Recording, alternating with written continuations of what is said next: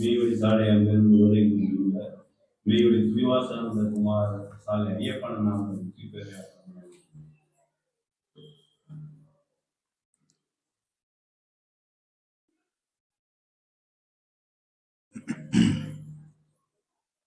மாயக்கூத்தின் வகையறியாமல்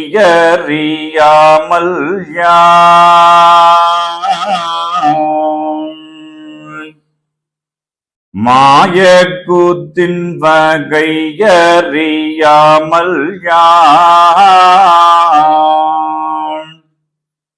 காயப்பட்டு களை தந்த நாளேயில்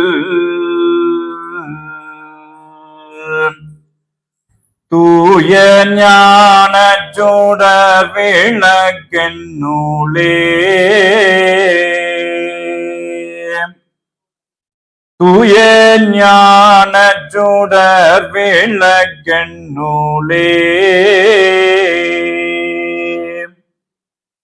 பாய வைத்த பதத்தை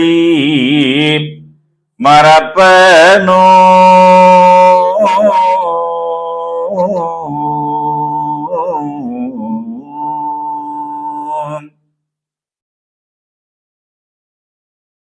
பாய வைத்த பதம்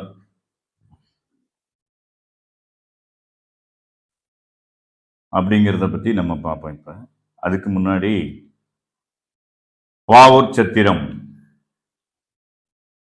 மெய்வழி மெய்மத வேதம் ஓதும் பாடசாலைக்கு வந்திருக்கும், அதாவது பாருங்க மழை பெஞ்சுக்கிட்டு இருக்கு, அடாது மழை. ஊர்ல பாத்தீங்கன்னா எக்கச்சக்கமான விசேஷம். இந்த விசேஷத்துக்கு போனா இதை போட்டிருப்பாங்க, அங்க போனா அதை போட்டிருப்பாங்க. ருசியான உணவு, காலையில டிஃபன் சாப்பிட்டுருக்கலாம், மத்தியானம் பசிப்பாடு, விருந்தோம்பல் நடந்துகிட்டு இருக்கு. அதையும் மீறி குரூப்ல போட்டாங்க, இந்த மாதிரி இன்னைக்கு 2ஆம் தேதி மாதாந்திர தை மாச சபை, மாசி மாச சபை. உஷாரா இருக்கிறீங்களான்னு பாருங்க. மாசி மாச சபையை நடத்தியே ஆகணும். பிரபுராஜா சொன்னார், அண்ணா எங்க ஊர்ல திருவிழா வேற நடக்குது, இங்க ஒருத்தரும் வரமாட்டாங்க, பரவாயில்ல நீ நானுமாச்சும் உட்காரும் இல்லையா? உட்காரலாம். அதுக்கு முன்னாடி தெய்வம் இருப்பாங்க, அது சபை. ஆனா நம்ம பேச்சுக்கு மதிப்பு கொடுத்து ஒரு 4 பேர் வருவாங்கல்ல, நானே 4 பேர் கூப்பிட்டு வருவேன்ல, அவங்களே உட்கார வச்சு பேசுவோம், அது சபை. ஆளே வரலனாலும் நம்ம பேசுறோம், மாற்றவே கூடாது அப்படின்னு சொன்னேன். ஆனா தெய்வம் என்ன உத்தரவு பண்றாங்க, சபைங்கிறது என்ன அப்படிங்கிற ரகசியத்தை தெய்வம் ஒரு வரியில சொல்றாங்க, ஒரு வார்த்தையில. கையகம் என்பது சபை. கையகம் என்பது சபை. நமக்கு எல்லாருக்கும் தமிழ் தெரியும். இப்ப கையகம் அப்படின்னா என்ன? பொதுவா அங்க போக வேண்டாம்.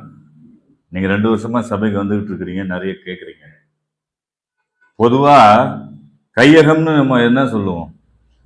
ஒரு குழந்தை எதையாச்சும் எடுத்து வச்சிருக்கோம், கையை மூடிட்டு இருக்கோம், இப்படி மூடி வச்சுக்கோம். என்ன வச்சிருக்கிற கையில கேட்குறமா இல்லையா? அது இப்படி பின்னாடி கொண்டு போயிருக்கோம் கையை. நம்மளே நானே செஞ்சிருக்கேன்னு வச்சுக்கோங்க. அப்போ உன் கைக்குள்ள என்ன இருக்கு? என்ன சொல்றோம்? உன் கைக்குள்ள என்ன வச்சிருக்கிற அப்படின்னு பிடிச்சி விரல பிடிச்சி தேர்ந்து பார்த்தாக்கா மண் வச்சிருக்கோம், திருட்டுத்தனமா திங்கிறதுக்கு. இல்லைன்னா மிட்டாய் சாப்பிடக்கூடாதுன்னு சொல்ற பொருளை வச்சுக்கிட்டு மறைச்சி வச்சிருக்கோம். உலகத்துல கையகம்னு கையை மூடி வச்சுக்கிட்டு இருக்கிறது தான் சபை அப்படின்னு எடுக்கிறாங்க. ஆனா தெய்வம் என்ன உத்தரவு பண்றாங்க, கை என்பது என்னங்கிறத முதல்ல நம்மளுக்கு தெரியப்படுத்துறாங்க. உன்னுடைய என்னுடைய எண்ணமாகிய கை தொடாது அப்படின்னு ஒரு வாக்கியத்தில் கொடுப்பாங்க. அதுக்கு முன்னாடி நிறைய வரும், நேரம் இல்லை. அதனால சுருக்கி சுருக்கி பேச வேண்டியதா இருக்குது. எவனொருவன் தான் செய்கிற காரியம் எமக்கு தெரியாது என்று நினைக்கிறானோ அவனை எம் எண்ணமாகிய கை தொடாது. அவனுக்கு நாம் நேசமல்ல, எமன் தான் நேசம். இப்ப நாம வந்திருக்கிறோமே, இந்த கூட்டம் கொஞ்சம் பேரா இருந்தாலும், இப்போ 25 பேருக்கு 30 பேர் கிட்ட இருக்கு இருந்தாலும், இது யாருடைய நேசத்தை விரும்பி வந்திருக்கிறோம்? அவர் சொன்னாரு, இறைவன், அவர் சிவன் வச்சுக்கலாம், விஷ்ணு வச்சுக்கலாம், அல்லாஹ் வச்சுக்கலாம், பரமண்டலத்தில் இருக்கும் பிதா வச்சுக்கலாம். எந்த நாமம் கொடுத்தாலும் சர்வ சன்னதாலங்கிறதா வந்திருக்கிற நம்ம தெய்வத்துக்கு தான் அது பொருந்தும். அந்தபடிக்கு இந்த சபைக்கு நாம எல்லாரும் வந்திருக்கிறோம் இல்லையா? இது எதுக்காக, ஏன் அப்படிங்கிறத தெரிஞ்சுக்கிறதுக்கு நம்ம திருமஞான அருளமுதம் வாக்கியம் 70 பத்தி பார்க்க போறோம். அதுக்கு முன்னாடி எல்லோருக்கும் நமஸ்காரம்.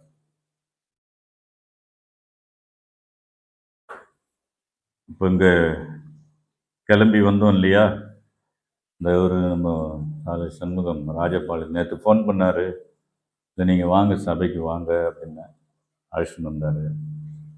அந்த அக்கா கன்னியாகுமரியிலேருந்து வந்திருக்காங்க, திருநெல்வேலி, நாங்கள் மெய்வெளிச்சாலேருந்து வந்தோம், அதோ இவர் அம்பாசமுத்திரம், இப்படி பல ஊர்லேருந்து நம்ம இங்கே கூடுறோம் இல்லையா?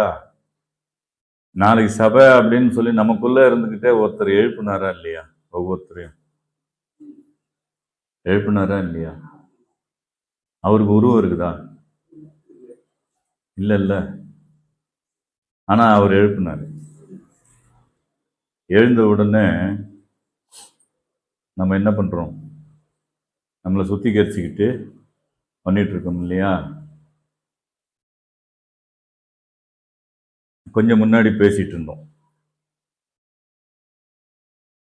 சந்திரனாவை பற்றி பேசணும். இந்த சபையினுடைய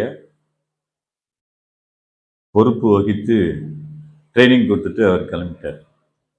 இப்படிதான் சபை நடத்தணும் அப்படின்னு சொல்லி பேசினாரு. கடைசியா போன்ல என்கிட்ட பேசினாரு, உட்கார்ந்தாரு, அடக்கமாயிட்டார். அதே மாதிரி மெய்வெளிச்சாலையில மதுரை சபையை சேர்ந்தவர் மெய்வெளி கடலாடி அனந்தருடைய குமாரர் சாலை ராஜேந்திரன் என்றவர் ஊருக்கு கொடியெல்லாம் முடிச்சுட்டு ஊருக்கு பயணப்படுறதுக்கு ரெடி ஆயிட்டாரு. ஊருக்கு போனோம்னு ஆட்டோக்காக உட்காந்துருக்கிறாரு, உட்கார்ந்த இடத்துல அடக்காயிட்டாரு சாலையில. அவர் அடக்காயிட்டாரு அப்படிங்கறத எதை வச்சு கண்டுபிடிச்சாங்க? வெளியில ஒருத்தன் இறந்துடுறான், இறந்துட்டாங்கிறத எதை வச்சு கண்டுபிடிக்கிறாங்க? கை வச்சு பார்க்குறான், எதுவும் ஓடாது. ஆனால் மெய்வழி மக்களுக்கு மூச்சு உள்ள போகும், வெளியே வராது. அதான் மெய்வழி. அவங்க ஏன் மூக்குச்சி ஓடலை அவனுக்குன்னா, உள்ளவும் போல வெளியும் வரல. அப்புறம் நாடி பிடிச்சி போட்டாக்கா ஒன்றும் இல்லை. பார்த்தா கடைசியில் வைக்க நேரம் ஆக ஆக நாத்தாடிக்க ஆரம்பிச்சது, முகமெல்லாம் விகாரமாகி போயிடுது, பயம் வருது. பார்த்தாலே பயப்படக்கூடிய அளவுக்கு அந்த தேகத்தினுடைய உருவ அமைப்பு மாறி போகுது. அதே நம்மளுடைய மெய்வழி மக்கள், இப்ப எல்லாரும் நீங்க அடக்கம் பார்க்கறதுக்கும் நிறைய பேர் இருப்பீங்க. அப்ப அந்த அடக்கத்தை போய் பார்க்கும்பொழுது என்ன ஆகுது?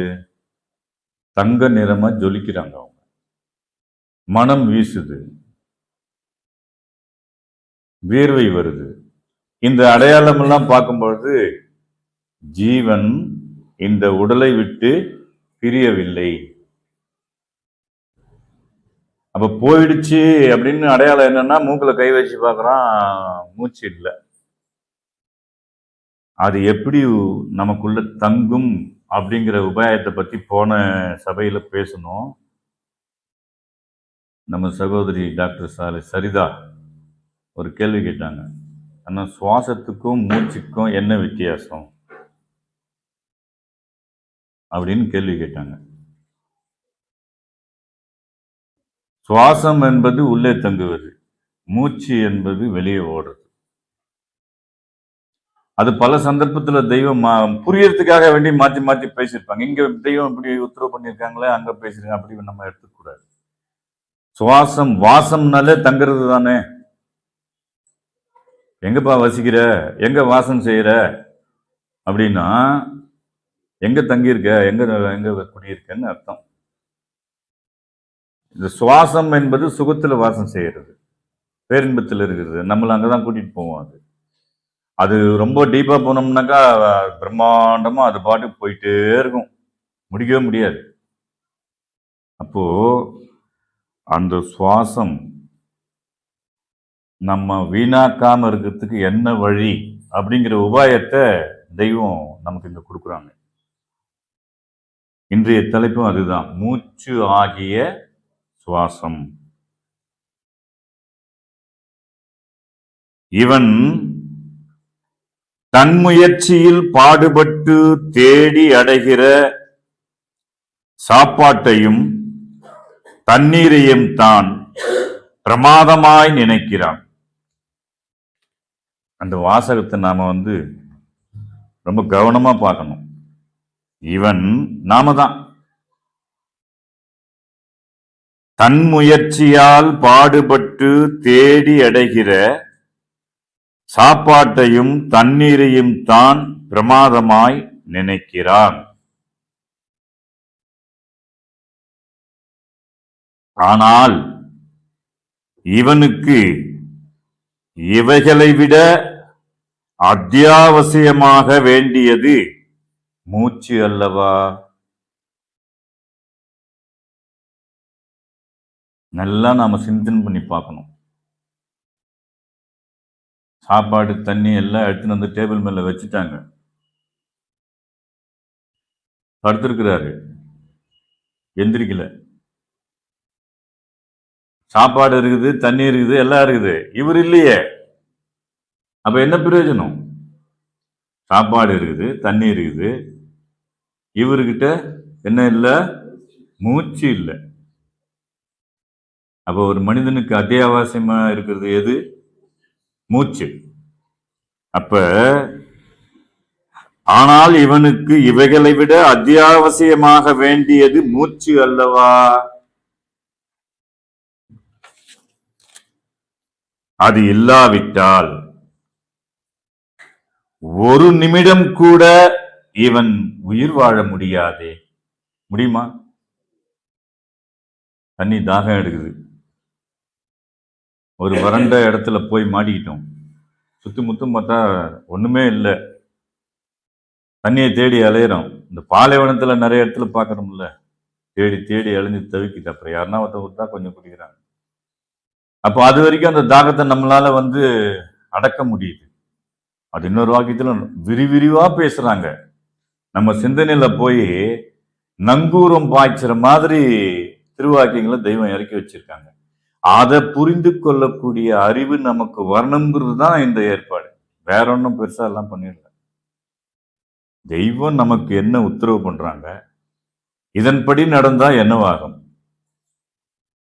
அப்படிங்கிற அந்த உண்மையை புரிஞ்சுக்கிட்டோம்னு சொன்னா நமக்குள்ள மாற்றங்கள் ஏற்படும். உள்ள வெளியே இல்லை, பார்க்கறதுக்கு எல்லாமே ஒரே மாதிரி அப்படியேதான் இருக்கும், உள்ள மாறிடும். செய்தலை செவிக்கன் வாயும் தீங்குன பேழை எங்கும் கைத்தலை மலர்கை வைத்து கலைந்தெடு தெரிந்தாங்காங்கு வைத்தனர் புதிதா எங்கும் வலிமைகள் குமுறி நிற்க மெய்த்திறன் வாரி பின்னும் வான்முகட் தெத்தினாரே. உருவமெல்லாம் அப்படியே இருக்கு, ஆனா அகத்தை மாத்திட்டாங்க. இது நமக்கு வேணும் அப்படிங்கிற ஒரு எண்ணத்தை கொடுக்குறாங்க.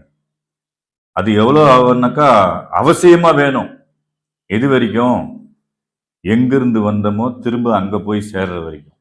மனிதனுடைய வாழ்க்கை ஒரு வட்டம், வாழ்க்கை ஒரு வட்டம்னு பேசுவாங்க வெளியே. என்னையா வட்டம்? தெரியாது. ஒரு புள்ளியில ஆரம்பிக்கிறாங்க, தகப்பனிடத்திலிருந்து ஒரு புள்ளியா போய் தாயினுடைய கருவறையில போய் இந்த மனிதன் விழுறான்.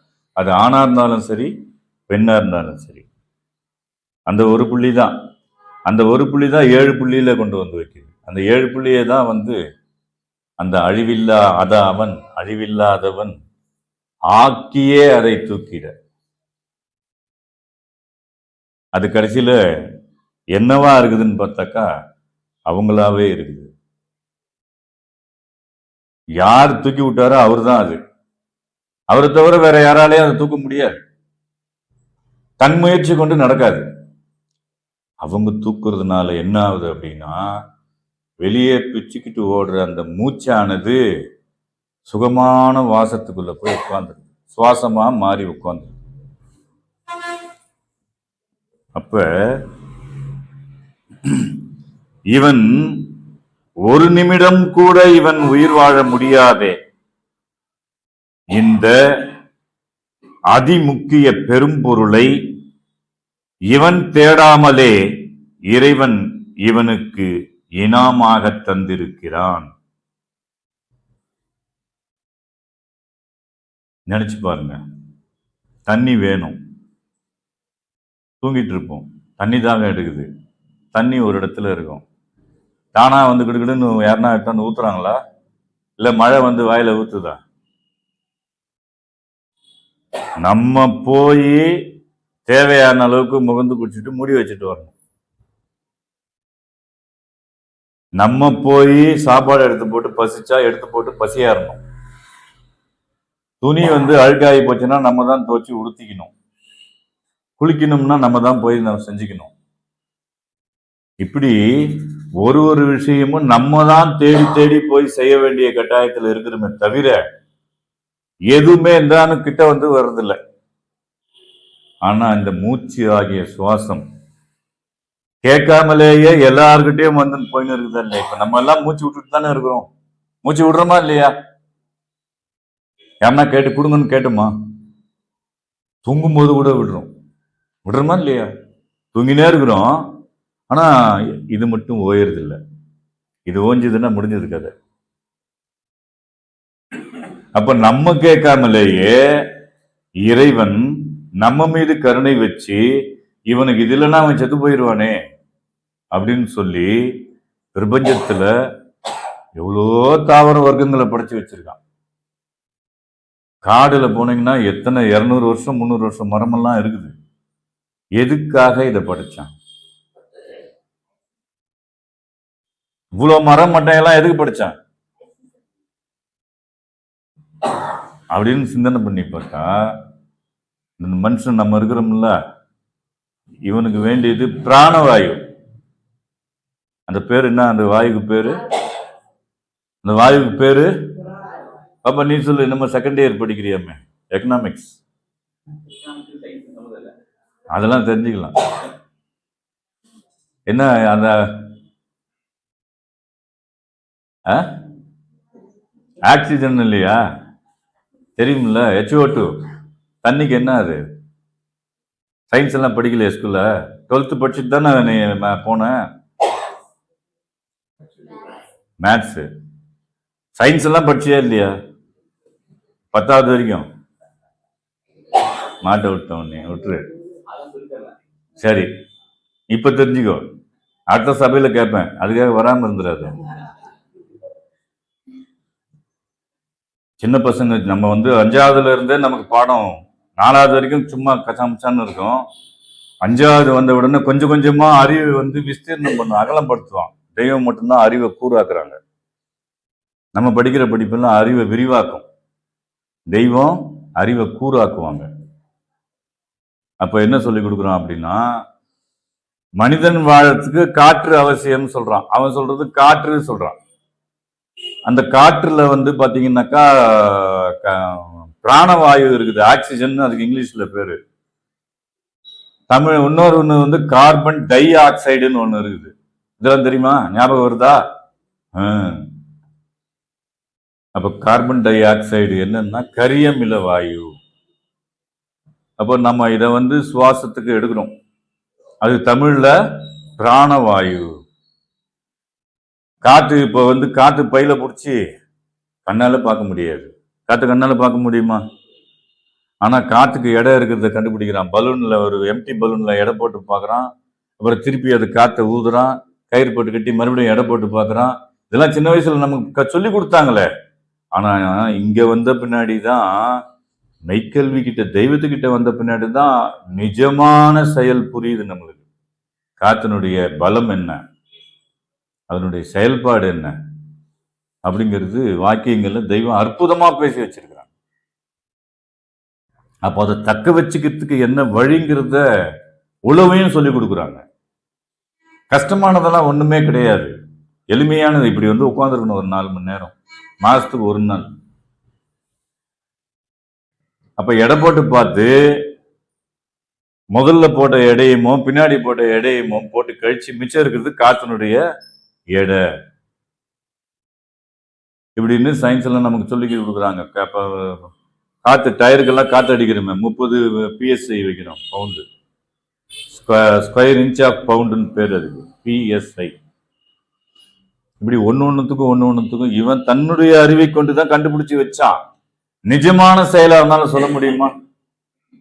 என்னதான் ஒரு டெக்னிக்கல் மைண்ட் படிச்சு விஞ்ஞானம் வந்தா இயற்கைக்கு முன்னாடி ஏமாத்துறோம். இப்படின்னு ஒரு அசக்குன்னா இவன் கட்டின அஸ்திவாரம் 300 அடிக்கு ஆழத்துல இருந்து அஸ்திவாரம் போட்டு கொண்டு வந்து பிரிட்ஜு தலைகீழ கவுந்து போகுது. இப்படின்னு ஒரு காற்று அடிச்சதுன்னா இவன் கட்டினதெல்லாம் பறக்குது. எல்லாம் ஃப்ளைட்டுலாம் திசை மாறி போய் மலையில போய் மோதி அடிச்சிருது. அப்ப நிஜமான வலு கண்டுபிடிக்க முடியாது. இறைவன் ஒருவரே அதை அறிவார். பஞ்சபூதங்களுக்கும் அதிபதி அவங்க மட்டும்தான் அடக்கக்கூடிய வல்லபங்கள் இருக்கு. அந்த வகையில நம்மளை தேடி வருதுங்க, நாம இருக்கிற இடம் தேடி. இங்க இந்த இந்த இந்த ஹாலுக்குள்ள நம்ம உட்கார்ந்து இருக்கிறோம்ல, எல்லா இடத்துலயும் அது நிறைஞ்சிருக்குதா இல்லையா? அப்ப நம்ம எல்லாரும் விடுற மூச்சு வெளியே போகுதா இல்லையா? இப்ப போறது எப்படி வந்து வெளியே போயிட்டு நம்ம இப்ப கரியமில வாயு, கார்பன் டை ஆக்சைடு வெளியே போகுது, ஆக்சிஜன் உள்ள போகுது. இதை யாரு பிரிச்சு அனுப்புறது? யாரு? இந்த இடத்துல இந்த செகண்ட் இது நிரூபணையில நடந்துகிட்டு இருக்குது இந்த செயல். இப்போ அது நடக்கிறதுனாலதான் நான் பேச முடியுது, அது நடக்கிறதுனாலதான் உங்களால கேட்க முடியுது, அது நடக்கிறதுனாலதான் நம்மளால சிந்திக்க முடியுது. தம்மாய் போச்சுன்னு வச்சுக்கோங்க, முடியாது. தம்ஸ்அப்னு இப்படி வச்சுக்கிறான். தம்ஸ்அப் இப்படின்னா தூக்கமாகுது, ஆனா நிஜமா தூக்குது. அதையும் தெய்வம் உத்தரவு பண்றாங்க. இப்போ நம்மளுடைய அறிவுல படணுங்கிறதுக்காக வேண்டி எந்த அளவுக்கெல்லாம் நின்று பார்த்து இவன் நமக்கு புரிய வைக்கணும்னு அவங்க அதே சிந்தனையா இருந்திருக்கிறாங்க. அப்பனா நம்ம மேல எவ்வளவு கருணை வச்சிருக்காங்க தெய்வம். கங்கணம் கட்டிட்டு, ஆமா, இவனுக்கு இனாமாக தந்திருக்கிறான். அதன் மகிமையை இவன் நினைத்து கூட பார்த்ததே இல்லை. பார்த்திருக்கிறோமா? இன்னைக்கு இந்த நேரம் பேசுறதுனால நான் எடுத்து அந்த வாக்கியத்தை படிக்கும்போது, அடடா, தெய்வம் நமக்காக வேண்டி இவ்வளவுலாம் செஞ்சு வச்சு அந்த நிமிடம் தான், அந்த நேரம் தான் திரும்பி இந்த உலகத்தை பார்த்தோன்னே இது மறந்துடும். இதெல்லாம் சகஜமா நடக்கிறது தான். ஆனா அதனுடைய கனம் என்ன, நீதம் என்ன, செயல் என்ன, குணம் என்ன, குறி என்ன, இதெல்லாம் நம்ம சிந்திக்கணும். சிந்திச்சாதான் மெய்வழி தெய்வம் நமக்காக இப்படியெல்லாம் பண்ணி வச்சிருக்காங்கிற உண்மை புரியும். அப்போ அதுல இருந்து பிறளாம இருக்கிறதுக்கு உண்டான ஒரு உத்வேகம் நமக்கு உள்ளத்துல தைக்கும். அதன் மகிமையை இவன் நினைத்து கூட பார்த்ததே இல்லை. உணவு இல்லாமல் 30 நாள் உயிருடன் இருக்கலாம். வெறும் தண்ணியை மட்டும் குடிச்சுக்கிட்டு எத்தனை நாள் இருக்கலாம்? 30 நாள் இருக்கலாம். தண்ணீர் இல்லாமல் 64 மணி நேரம் உயிருடன் இருக்கலாம். அப்ப தண்ணி முக்கியம். உணவு இல்லாம 30 நாள் இருக்கலாம். தண்ணீர் இல்லாமல் 64 மணி நேரம் தான் உயிர் வாழ முடியும். அப்படி கூட 64 மணி நேரங்கிறது 24 48 3 நாள் இல்லையா? 72வது 3 நாள்னா 2 நாள் தான் கணக்கு வருது. அவ்வளவுதான். ஒரு மனுஷன் வந்து தண்ணி இல்லாம 64 மணி நேரம் உயிருடன் இருக்கலாம். ஆனால் சுவாசமாகிய காற்று இல்லாமல் ஒரு நிமிடம் கூட இருக்க முடியாது. இது உண்மைதானே? சிந்திச்சு பார்க்கணும். ஒரு நிமிஷம் கூட இருக்க முடியாதுங்கிற அரும் பொருளாகிய அந்த சுவாசத்தை மூக்குல கொண்டாந்து ஏத்துறாரு கடவுள். எடுத்துக்கோ, நீ இனாமா எடுத்துக்கோ, பொழிச்சிக்கோ. ஏன் அதை செஞ்சாரு? ஏன் அதை செஞ்சாரு அப்படின்னா, இதுலனா செத்து போயிடும். செத்து போயிட்டான்னா குருபுரானை தேட முடியாது. அப்படி தேடாம செத்து போயிட்டான்னா நரகவாதியாகி போயிடுவான், சீட்டாகி போயிடுவான். அவனை போய் பார்க்கறதே பாவம். சீட்டாகி போய் செத்து போயிடுறானே, அவனை போய் பார்த்தாலே படும்பாவம் நம்மளை வந்து பிடிச்சிக்கும். அவன் சொந்தக்காரனா இருந்தாலும் சரி, யாரா இருந்தாலும் சரி, போய் பார்த்த உடனே நம்மகிட்ட இருக்கிறதெல்லாம் பிடுங்கிடும். பிடுங்கிட்டு அவங்க குரூப்ல கொண்டு போய் நம்மளை சேர்த்துரும். இந்த குரூப் என்ன பண்ணுது? இந்த மூச்சு வெளியே ஓடாம தவநிலையில நிக்க வைக்கிறதுக்கு உண்டான பக்குவத்தை கற்றுக் கொடுக்குது இந்த மெய்வழி குரூப். அப்ப நாம எந்த குரூப்ல இருக்கணும்ன்றது நமக்கு நாம தான் முடிவு பண்ணிக்கணுமே ஒழிய இன்னொருத்தர் வந்து இங்க போக சொல்லலாம் ஒரு அளவுக்கு. ஆனா தன் ஜீவன் தப்பிக்கணும்னு சொன்னா நமக்கு நாம தான் முயற்சி பண்ணிக்கணும். வீட்டுக்காரரு போறாருன்றதுக்காக போகக்கூடாது, மனைவி இதுல இருக்கிறாங்களேன்னு இருக்கக்கூடாது. நம்ம ஜீவன் இந்த சுவாசமாகிய மூச்சு வெளியே போகாம உள்ள தங்குற வித்தைக்கு நம்ம ஆளாகணும். தெய்வம் நம்மளை போட்டு மூடி வச்சிடணும், வெளியே போகக்கூடாது அப்படின்னு சொன்னா நமக்கு நாம தான் முயற்சி பண்ணி இந்த செவி உணவை பருகி பருகி அதை அடங்க வச்சுக்கணும். இதுதான் சூட்சமம். அடுத்து பார்க்கும்பொழுது, தண்ணீர் இல்லாமல் 64 மணி நேரம் உயிருடன் இருக்கலாம். ஆனால் சுவாசமாகிய காற்று இல்லாமல் ஒரு நிமிடம் கூட இருக்க முடியாது. உணவு இவனே தேடி போய் எடுத்து சாப்பிட வேண்டும். வாக்கியத்துல வந்துருச்சு. உணவு இவனே தேடி போய் எடுத்து சாப்பிட வேண்டும். தண்ணீரும் அப்படித்தான். ஆனால் மிகவும் அத்தியாவசியமான உயிருக்கு வேண்டிய பொருளாகிய காற்று இவன் கேட்காமலேயே இறைவன் இனாமாக நிறைத்து வைத்துள்ளான். கொஞ்சமா இருக்கிற இடத்துல போனா மூச்சு திணறல் ஏற்படுதா இல்லையா? ஒரு ரூம்குள்ள இந்த இடத்துல வந்து ஒரு 50 பேர் உட்காரலான்னு வச்சுக்கோங்க.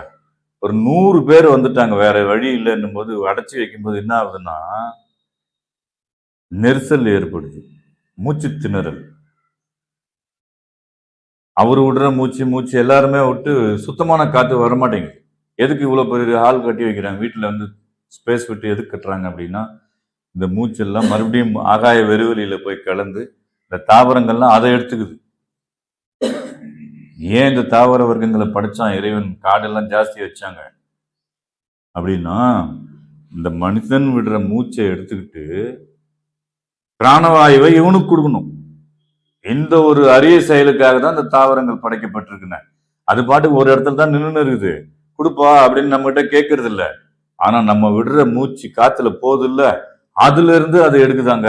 அப்ப நம்ம அறிவாளியா, அந்த மரம் அறிவாளியா? இறைவனுடைய சிருஷ்டில அப்படித்தானே. ஆனா அந்த மரத்துக்கு இறைவனை அறியும் சக்தி இருக்குதா? இருக்குதா? அப்ப யார் அறிவாளி? மனிதன் தான் அறிவாளி, அறிந்து கொண்டால். இல்லைன்னா அறிவிலி.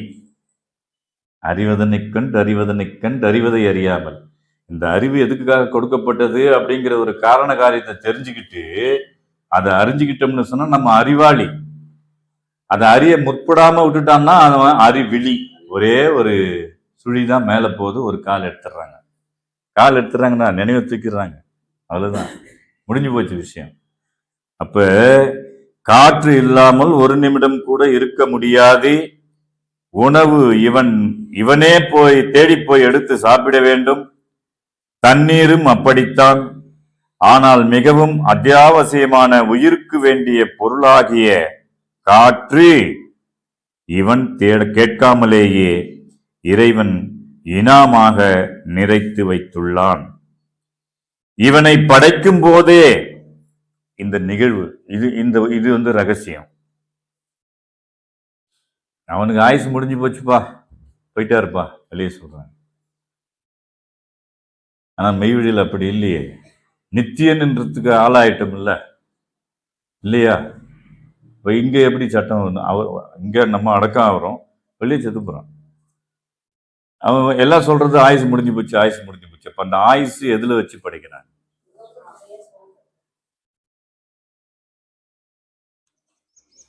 ஒரு மனிதனுடைய ஆயுள தந்தையினுடைய நினைவுல கலந்து இனிப்பு சுவை ஓடும்போது ஜனிக்கிற குழந்தை நீண்ட ஆயுளுடையதாகவும் மெஞ்ஞான இச்சையுடையதாகவும் பிறக்கும்னு தெய்வம் வாக்கியத்துல அந்த ரகசியத்தை உடைச்சி பேசுறாங்க.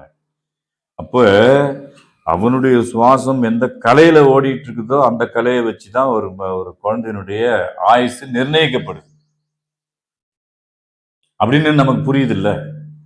அப்போ இங்க என்ன சொல்றாங்கன்னா, இவ்வளவு மூச்சுதான் இவன் ஆயுள் என்று நிர்ணயித்து விடுகிறான். இவனை படைக்கும் போதே இவ்வளவு மூச்சுதான். இது ஏற்கனவே போன சபையிலும் பேசினேன், இந்த சபையிலும் ஒரு மேற்கோள் காட்டுறதுக்காக வேண்டி ஒரு ஊமானத்துக்காக நடந்த செயல். தெய்வம் நம்மளை எந்த அளவுக்கு ஆயுளை நீட்டிச்சு கொடுக்குறாங்கிறதுக்கு ஒரு நிரூபணை செயல். மெய்வழி சபையினுடைய தலைமை காரியதரிசி மெய்வழி நட்சத்திரானந்தர் மாமா இருந்தார், அடக்காயிட்டார். அவர் 1932 பழஞ்சாலையில் சேர்ந்தவர். சேர்ந்து அடைஞ்ச உடனே தெய்வத்துக்கிட்ட சரணாகதி அடைஞ்சு அங்கேயே இருந்துட்டாரு. கடைசி வரைக்கும் மெய்வழிச்சல் கூடவே தான் இருந்தார். இன்னொருத்தர் மெய்வழி திலகமகானந்தர் அப்படிங்கிற ஒரு தருமபுரி ஐயர். அவர் ஜாதகமெல்லாம் பார்க்கறதுல எக்ஸ்பர்ட். 2 பேரும் சகஜமா பழகிட்டு இருக்கும்போது, அண்ணா உங்க ஜாதகத்தை கொடுங்க நான் பார்க்குறேன் அப்படின்னு மெய்வழி நட்சத்திரானந்தர் மாமாவுடைய ஜாதகத்தை திலகமகானந்தர் வாங்கி போய் பார்க்குறாரு. அப்புறம் சொல்றாரு, 65 வயசு தான் உங்களுக்கு போட்டிருக்காங்க ஜாதகப்படி, 65 வயசு உங்களுக்கு. இதை சொன்னது நட்சத்திரானந்தர் மாமாவே சொன்னார். அப்புறம் 65 வயசு கடந்தும் அவர் இருக்கிறார். அவர் சொன்னார். அவர் சொன்னிட்டு, இதெல்லாம் தெய்வம் போட்டு பிச்சை, எனக்கு ரகசியம். அப்போ ஒரு ஒரு நிரூபணைக்காக ஒரு உதாரணம். தெய்வம் நினைச்சா ஒருத்தருடைய ஆயுளை கூட்டவும் முடியும், ஒருத்தருடைய ஆயுளை குறைக்கவும் முடியும் அப்படிங்கிற கருத்தை நிரூபிக்கிறதுக்காக வேண்டி இந்த செயல் நடத்தியிருக்காங்க. அப்போ பார்க்கும்பொழுது பாத்தீங்கன்னா, இவனை படைக்கும் போதே இவ்வளவு மூச்சுதான் இவன் ஆயுள் என்று நிர்ணயித்து விடுகிறான். இப்படிப்பட்ட அத்தியாவசியமான அரிய பொருளாகிய மூச்சை இவன் ஒவ்வொரு நாளும் பாழுக்கே செலவு செய்கிறான். எது பாழு, எது பால்? பால்னா அமிர்தம் இல்லையா? பாலுக்கு அமிர்தம்னு ஒரு பேர் இருக்குல்ல. இப்ப பால் தோஷ நிவர்த்திக்கெல்லாம் பயன்படுத்துறான்ல புரோகிதர்லாம். பால் போட்டு தெளிச்சு விடுறான், கோமியம் பால் எல்லாம் போட்டு தெளிச்சு விட்டாக்கா அந்த கீடு போயிடுதான். அமிர்தம்னு ஒரு பேர் இருக்கு, பாலுக்கு அமிர்தம் இருக்கு. அப்ப பாழாக்குறான் அப்படின்னா எந்த வகையில அப்படின்றத தெய்வம் மெய்மன ஞானத்துல பாடுறாங்க.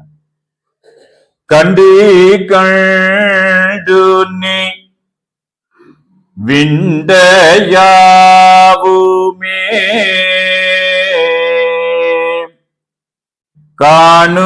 காணுவாய் முப்பாழன. நீ இந்த உலகத்தேட்டுக்காக வேண்டி எதையெல்லாம் செய்யலாம், இதை செய்யலாம், அதை செய்யலாம், அப்படி பண்ணலாம், இதை வாங்கலாம், வீடு கட்டலாம், நிலம் வாங்கலாம், நகை வாங்கலாம் அப்படின்லாம் ஓடி ஓடி அலைஞ்சி பாடுபட்டு தேடி வைக்கிறியே, அது எல்லாமே பாழ். கண்டி கண்டு நீ விண்டையாவுமே காணுவாய் முப்பாழன. அதை அப்படியே மாத்துறாங்க. அது அது என்னவா இருக்குது உன்கிட்ட அப்படின்னா, ஆணவம், கண்மம், மாயை, இதுதான் முப்பாழ். அத தெய்வத்துக்கிட்ட அடங்கி நடந்தோம்னா அவங்க என்ன பண்றாங்க, நமக்கு அதை அப்படியே மாத்துறாங்க. ஒரே பொருளை அப்படியே மாத்துறாங்க. காவியேறிய அந்த கோணிடம் காணுவாய் முப்பாலையே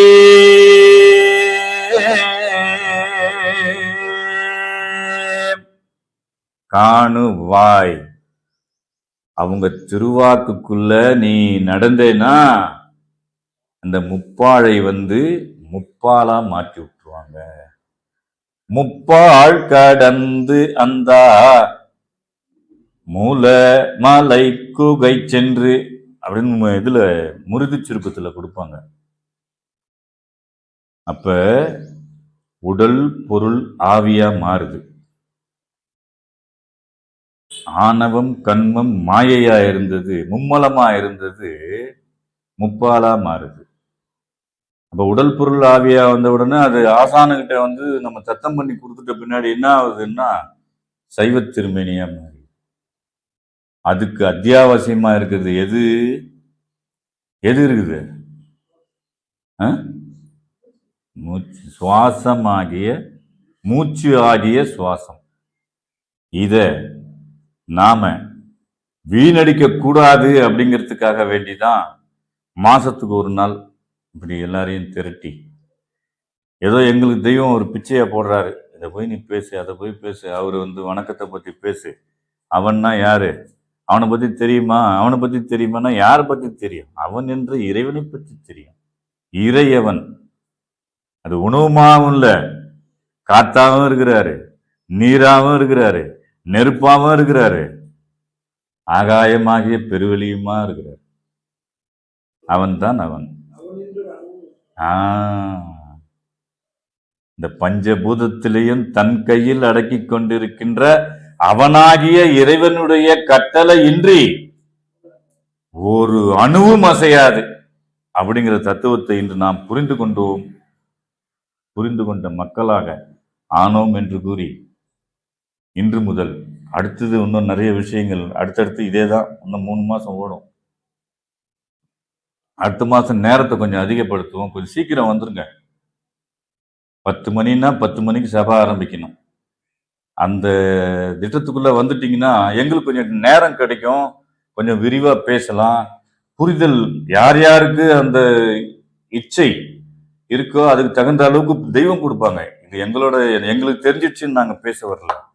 இன்னைக்கு இதை பேசு அப்படின்னு அவங்க உத்தரவு போட்டு அனுப்புறது தான் நாங்க பேசுறோம். எங்க கற்பனை அல்ல. அந்த கற்பனையில இருந்து தெய்வத்தினுடைய கற்பனை வர்றது உங்க ஜீவனுக்கு, உங்க நினைவுக்கு, உங்க அறிவுக்கு எது எது தேடுது. எனக்கும் கூட அவர் பேசுறது எனக்கு சிலது கிடைக்குது, இவர் பேசுறது கிடைக்குது. அதை எல்லாத்தையும் வாங்கி பத்திரப்படுத்தி வச்சுக்கணும்.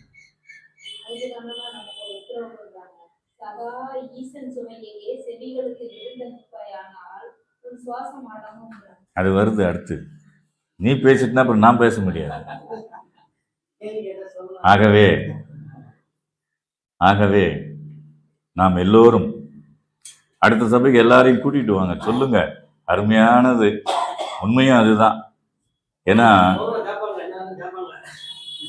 நாங்க தான் யூடியூப்ல போட்டுறோம்ல, இதுல கேட்டுக்கோங்க, உட்காந்துக்கோங்க.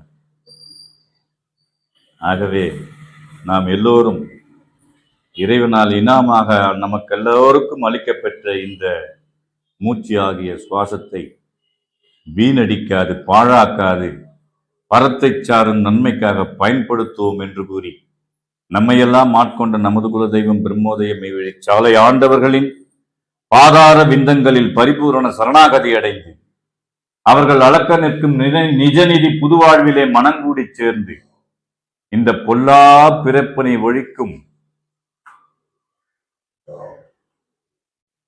இந்த சுவாசத்தை அனுதினமும் வீணாக்காமல் இருப்போமாக என்று கூறி என்னுடைய முத்திப்பேரரை மீண்டும் தொடரும். அனைவருக்கும் நமஸ்காரம், நமஸ்காரம், நமஸ்காரம்.